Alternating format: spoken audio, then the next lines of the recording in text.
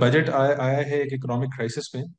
तो ये एक आईएमएफ बजट, आप इसको समझ लें कि ये एक ऐसा बजट होना ज़रूरी है कि जो एक आईएमएफ के साथ के लिए एक्सेप्टेबल हो। और हमारे लिए इम्पोर्टेंट है कि हम एक ब्रॉड अप्रोच को ऐसे लें कि जो आईएमएफ और हमारे दूसरे जो क्रेडिटर्स हैं उनके डायरेक्शन में चले। जिसके लिए दो चीज़ें बहुत अहम हैं। और जो एक उनमें से ट्रेड डेफिसिट को ठीक करना है, और उसके अंदर हमें अपना एक एंटी एक्सपोर्ट बायस जो है उसको ठीक करना है। वो एंटी एक्सपोर्ट बायस को ठीक करने के लिए हमें टैक्सेशन को बहुत क्लोजली स्टडी भी करना है, और उसके अंदर मेजर चेंजेस करनी है। तो हमने मेजर चेंजेस देखी नहीं, और इसलिए और वो स्टडीज हुई भी नहीं है। सो उसके ऊपर बहुत ज़्यादा बात करने का फ़ायदा नहीं है। लेकिन दूसरी जो चीज़ है वो हमारा टैक्स और जो एक्सपेंडिचर है, हमारा फिस्कल डेफिसिट।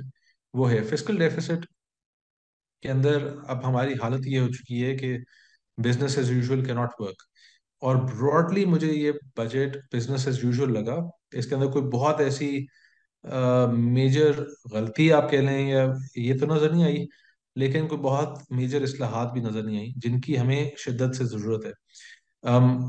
लेकिन इसके साथ साथ कुछ ऐसी चीज़ें इन्होंने ज़रूर यहाँ अडॉप्ट की जो कि टिपिकल डार साहब की अप्रोच के मुताबिक हैं।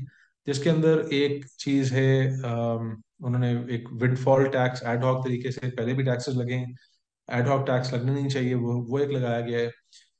दूसरा एक एमनेस्टी दी गई है जो कि जो रेमिटेंसेस, आप $1,00,000 प्लस के रेमिटेंसेस अगर पाकिस्तान लेकर आते हैं तो कोई पूछ नहीं होगी कि पैसे कहाँ से आए कहाँ से नहीं आए।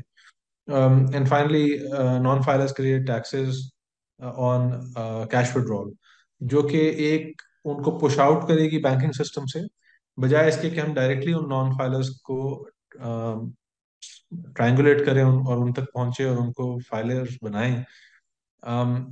यानी कहने का मकसद ये है कि इस वक्त पर हमें बजट में नई पॉलिसी से ज़्यादा एग्जिस्टिंग सेटअप के अंदर इन्फोर्समेंट की ज़रूरत थी, और वो अभी तक नज़र नहीं आ रहा। सो उम्मीद बस ये है कि अल्लाह करे कि जो हमारी पॉलिटिकल स्टेबिलिटी जो एक्सपेक्टेड है in the future,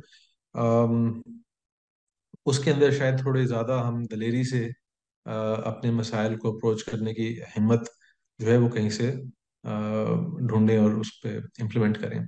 most likely लग ये रहा है कि आइंदा अगर हम आईएमएफ प्रोग्राम में जाएं, और यकीनन हमें जाना पड़ेगा क्योंकि जो हमारे हालात हैं अगले 2-3 महीने में, एक आईएमएफ सब्सटैंशियल आईएमएफ प्रोग्राम हमें रिक्वेस्ट करना है।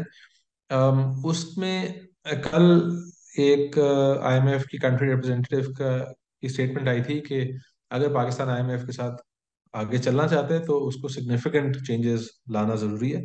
सो अगर हम अगले आईएमएफ प्रोग्राम में जाते हैं तो बहुत चांसेस ये हैं कि एक मिनी बजट की तवक्को रखना ज़रूरी है।